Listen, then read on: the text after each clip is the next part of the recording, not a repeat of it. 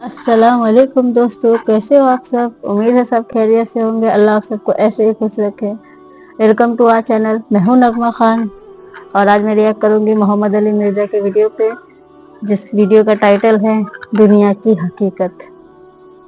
بڑا interesting video ہے، ان کا ویڈیو ہمیشہ اچھا ہوتا ہے، پورا دیکھنا، میرے ساتھ کچھ سیکھنے ضرور ملے گا۔ چلے سٹارٹ کرتے ہیں ویڈیو، پھر ویڈیو کے بعد انشاءاللہ ہم بات کریں گے۔ Let's start the video. سب کو برابر کر دیتا ہے۔ آپ دیکھیں گے کئی لوگ ہیں جن کی زندگی کے اوائل انتہائی دکھ میں گزرے ہیں، لیکن پھر پوری زندگی اللہ تعالیٰ نے ان کو سکھی رکھا ہے۔ کئی ایسے ہیں کہ جو پوری زندگی سکھی رہے لیکن پھر آزمائش ان پہ بڑھاپے کے وقت میں آ گئی ہے، بیماری کی شکل میں، کسی اور شکل میں۔ اور بعض ایسے ہیں کہ جن کو پوری زندگی غم سے عبارت ہوتی ہے، ایسے لوگ بھی ہیں۔ لیکن جب آخرت میں آپ ان کو دیکھیں گے نا موجیں مارتا ہوا، تو مسلم شریف میں حدیث ہے، عبداللہ بن عمر کہتے ہیں نبی علیہ السلام سے میں نے خود سنا تھا کہ میرے غریب صحابہ میرے امیر صحابہ سے 40 سال پہلے چلے جائیں گے۔ ظاہر ہے قیامت کا دن 50,000 سال کا دن ہے، اس میں 40 سال تو کچھ بھی نہیں ہے، وہ 40 سال پہلے جنت میں چلے جائیں گے۔ لیکن 40 سال آپ دیکھ لیں کتنے زیادہ ہوتے ہیں، صرف غریب ہونے، اس لیے عبداللہ بن عمر غریب صحابہ کے ساتھ بیٹھا کرتے ہیں کہ یار چلو چنگے دے لڑ لگ جائیے، نانگے پیر نہیں، غریب صحابی، درویش لوگ۔ تو مال فتنہ ہے، اس حوالے سے بخاری مسلم میں حدیث ہے، نبی علیہ السلام نے فرمایا کہ ابن آدم کہتا ہے میرا مال میرا مال میرا مال، حالانکہ تیرا مال تو وہ ہے جو تو نے کھا لیا یا پہن کر بوسیدہ کر لیا یا اللہ کی راہ میں خرچ کر کے آخرت کے لیے ذخیرہ کر لیا، باقی تو تیرے برسا کا مال ہے۔ صحیح بات۔ بخاری مسلم میں حدیث ہے انسان کے 3 دوست ہیں، ایک وہ ہے کہ جو ساتھ جاتا ہے قبر کے اندر، 2 باہر ہی رہ جاتے ہیں، اس کے اعمال قبر میں ساتھ جاتے ہیں، اس کے رشتہ دار اور مال باہر ہی رہ جاتے ہیں۔ بخاری مسلم دونوں میں حدیث ہے، نبی علیہ السلام نے فرمایا ابن آدم کے پاس اگر سونے کی 2 وادیاں ہوں تو وہ تمنا کرے گا تیسری بھی آ جائے، اس کا پیٹ صرف قبر کی مٹی بھرے گی۔ بخاری مسلم دونوں میں حدیث ہے، یہ نہ سمجھے گا یہ بزرگوں والا ہے، یہ واقعی بخاری مسلم دونوں میں حدیثیں ہوتی ہیں جو میں بیان کر رہا ہوتا ہوں، پوری ذمہ داری سے کر رہا ہوتا ہوں کہ اے اللہ محمد اور آل محمد کو بس اتنا ہی رزق دینا کہ ان کی روح اور جسم کا رشتہ برقرار رہے۔ بخاری اور مسلم دونوں میں حدیث ہے، اما عائشہ کہتی ہیں کہ نبی علیہ السلام کی وفات تک ہماری یہ حالت تھی، بعض اوقات 1 مہینہ، بعض اوقات 2، بعض اوقات 3 مہینے تک ہمارے گھر میں چولہا نہیں جلتا تھا، 2 کالی چیزوں پہ، کھجور اور پانی پہ گزارا ہوتا تھا، وہ بھی کوئی ٹنو ٹن نہیں، 2 کھجوریں صبح 2 شام، اور 1 میٹھا پانی کا پیالہ صبح اور 1 شام۔ حالانکہ خیبر کے بعد وسعت مل گئی تھی، نبی علیہ السلام نے فقر اڈاپٹ کیا ہوتا۔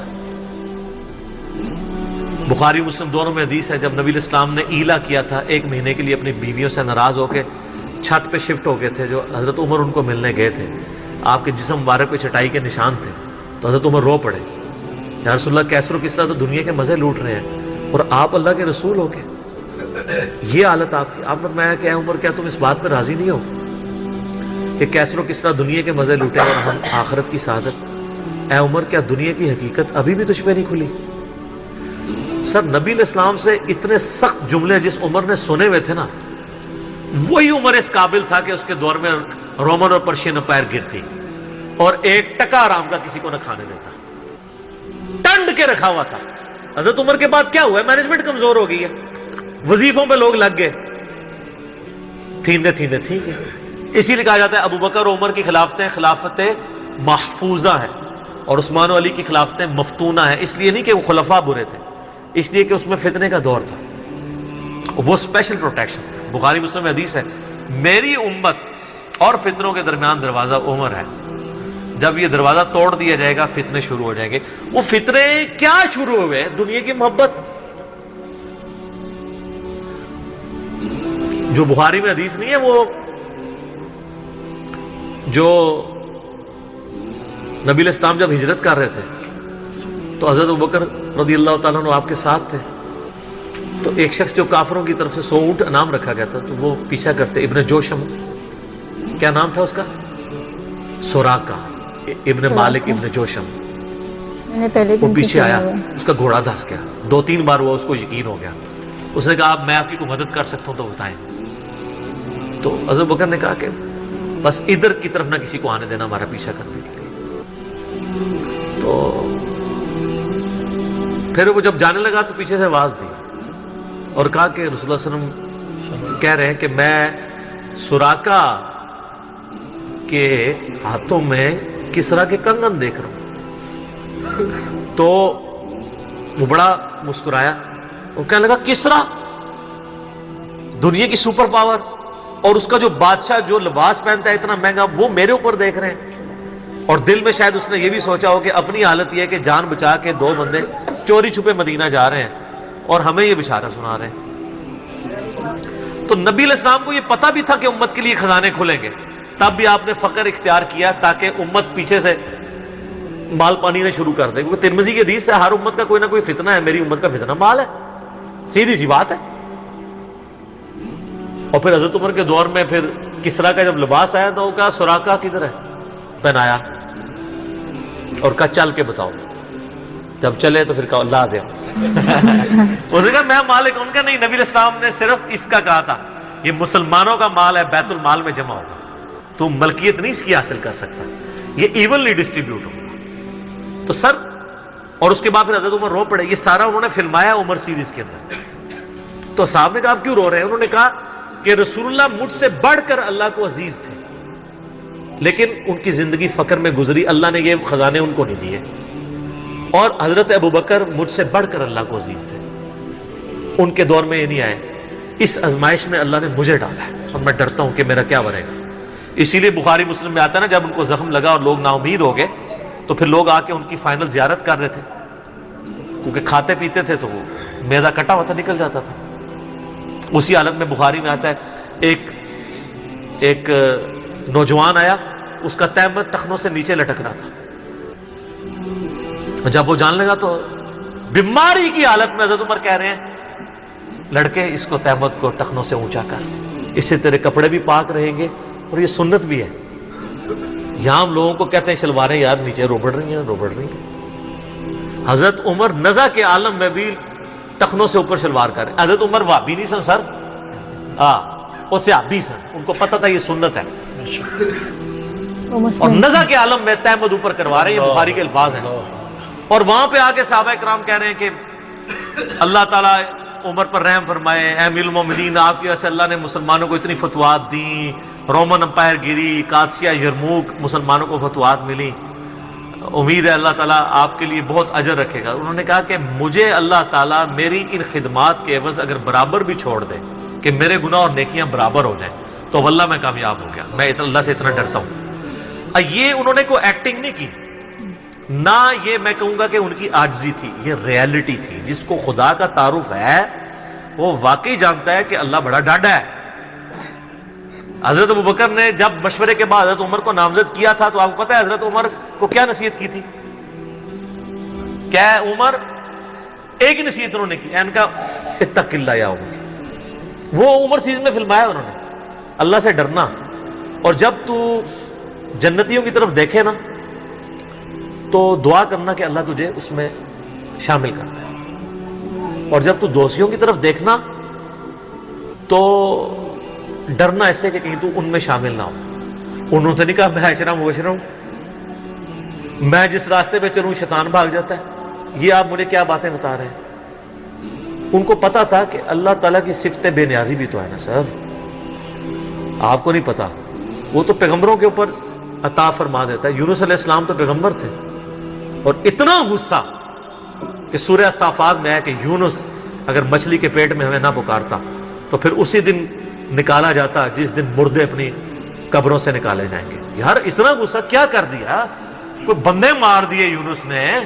آپ یوٹیوب میں کلپ دیکھیں یونس علیہ السلام کا واقعہ تو آپ کو پتہ چلے گا. سر اللہ اپنے معاملات میں بہت سخت ہے. اللہ وہ نہیں ہے جس کا تعارف آپ کو کروایا گیا. پچھلے دنوں بھی وہ ہمیں ایک لیٹر کہیں کسی نے بھیجا تو پھر ہم نے ان کو بھیجا کہ آپ میرا کلپ دیکھیں، اللہ کی رحمت سے دھوکہ، اور انجینئر محمد علی مرزا صاحب لکھے. تو اس میں وہ کہہ رہے تھے، وہ تارج میر صاحب کہتے ہیں کہ آج کل کے مبلغین نے لوگوں سے ان کا رب بھی چھین لیا اور ان کو ڈراتے رہتے ہیں. سر کیوں نہ ڈرائیں اللہ کے بندوں، قرآن کا ڈومیننٹ پورشن ہے ہی تذکیر ہے، بلکہ قرآن کا تعارف ہی تذکیر ہے، نصیحت ہے، ڈر سنانا ہے، ڈر سنانا. وَأُوحِيَ إِلَيَّ هَذَا الْقُرْآنُ لِأُنذِرَكُمْ بِهِ وَمَنْ بَلَغَ. سورہ الانعام آیت نمبر 19، اے نبی علیہ السلام فرما دو مجھے تو قرآن وہی اس لیے کیا گیا ہے میں تمہیں ڈر سناؤں، اور جس تک یہ کتاب پہنچ جائے وہ بھی ڈر سنائے۔ بخاری کے حدیث ہے آپ علیہ السلام ایک چوراہے سے گزر رہے تھے، کچھ صحابہ جو ہے وہ ہنس رہے تھے، آپ رک گئے، پھر آپ نے فرمایا جو کچھ میں جانتا ہوں نا تم جانتے ہوتے نا تو بہت کم ہنستے زیادہ رویا کرتے۔ بخاری مسلم میں حدیث ہے، عبداللہ بن عمر کہتے ہیں نبی علیہ السلام نے میرے کندھے پہ یوں ہاتھ رکھ کے نا فرمایا تھا عبداللہ اپنے آپ کو مردوں میں شمار کرنا، یعنی سمجھو کہ آج میں گیا ہی کہ گیا۔ سر جب یہ تلوار کسی کے سر پہ لٹک رہی ہو نا پھر اس کا قبلہ سیدھا رہتا ہے، ادروائز وہ یتیموں کا مال بھی ہڑپ کرے گا، بہنوں کی جائیداد پہ بھی قبضہ کرے گا، اور وہ ماں باپ بھی جو اپنی زندگی میں بیٹوں کو سب کچھ دے کے چلے جاتے ہیں اور بیٹیوں کو محروم کرتے ہیں۔ ہمارے پاس تو لوگ آتے ہیں، ہم ان کو کہتے ہیں تمہارے ماں باپ دوزخ میں جل رہے ہوں گے، اب بھی ٹائم ہے کہ ان کی وصیت بدل دو۔ قرآن میں بھی ہے کہ اگر کوئی غلط وصیت کر کے جاتا ہے وصیت بدلو، اس کو عذاب سے بچاؤ۔ تو کئی لوگ ہیں میں نے دیکھا ہے ملینز آف روپیز انہوں نے ماں باپ کے مرنے کے بعد ان کے نام پہ ہوئے اپنی بہنوں کو واپس کیے ہیں کہ چلو یار ہمارے ماں باپ دوزخ میں جانے سے بچتے ہیں۔ اگر آپ کے ماں باپ کی محبت آپ کے دل میں ہے نا تو خدا کے لیے اگر آپ یہ نہ کہیں کہ میرے ماں باپ دے گئے ہیں تو وہ جانے اور ان کا کام، یار وہ آپ کو دے کے گئے، آپ کے ساتھ نیکی کر کے گئے، اور آپ ان کے ساتھ یہ بھی نیکی کرنے کے لیے تیار نہیں ہے کہ جو مال انہوں نے کمایا تھا وہ ان کو دوزخ سے رہائش عطا کرنے کے لیے آپ ان کے لیے خرچ کر دیں جو آپ نے نہیں کمایا ہوا۔ تو کتنے بڑے ناہنجار اولاد ہیں آپ۔ سنن ابن ماجہ کی حدیث ہے تو اور تیرا مال تیرے باپ کا ہے، بہت بڑی بات ہے۔ ماں باپ بغیر اجازت کے بھی اپنے اولاد کے مال میں سے لے سکتے ہیں، یہ ذہن میں رکھیے گا، بڑا حق ہے۔ اور آپ لوگ یہ کام کر رہے ہیں، اور جو ماں باپ کر رہے ہیں خدا کے لیے ان کے پاؤں پکڑنے پڑتے ہیں، پاؤں پکڑے ان کو کہیں کہ خدا کے لیے بہنوں کو اس طرح نہ کیا کریں۔ او جی ان کو جناب وہ جیز دے دیا تھا، وہ جیز تو زندگی میں دیا، وہ گفٹ ہے۔ یہ تھا ہمارا ویڈیو، بڑا ہی ایموشنل ویڈیو تھا، دنیا کی حقیقت۔ اس میں بہت ساری چیز بتایا ہمارے نبی کے بارے میں کہ وہ اپنے لیے اتنا ہی مال مانگتے تھے جو ان کی روح اور جسم کا رشتہ باقی رہے۔ ان کے پاس کھانے کے لیے کھجور اور پانی کے علاوہ کچھ نہیں ہوتا تھا۔ آج ہماری پلیٹوں میں کتنے سارے کھانے ہیں، ہم کتنے بڑے ناشکر ہیں۔ ہمیں یہ سب باتیں جب پتہ ہوگی تب ہم عمل کریں گے، ہمیں پتہ ہی نہیں ہوتی یہ ساری باتیں۔ میں نے اتنی بڑی ہو گئی میں، ہمیں گھر میں کبھی یہ ساری باتیں بتائی ہی نہیں گئی۔ ہمیں جو عالم پڑھانے آتے تھے وہ ہمیں کبھی یہ ساری باتیں بتاتے ہی نہیں تھے، وہ بس ہمیں قرآن کو رٹا مرا دیتے تھے، ہو گیا چلے جاتے تھے۔ یہ ساری باتیں، یہ ساری حدیثیں بس میں نے ان سے سنی ہے، محمد علی مرزا صاحب سے۔ میں نے ان سے پہلے کہیں نہیں سنی تھی، بتا رہے ہوں گے بہت جن بتائے ہوں گے، پر میں نے پہلی بار ان سے ہی سنا تھا۔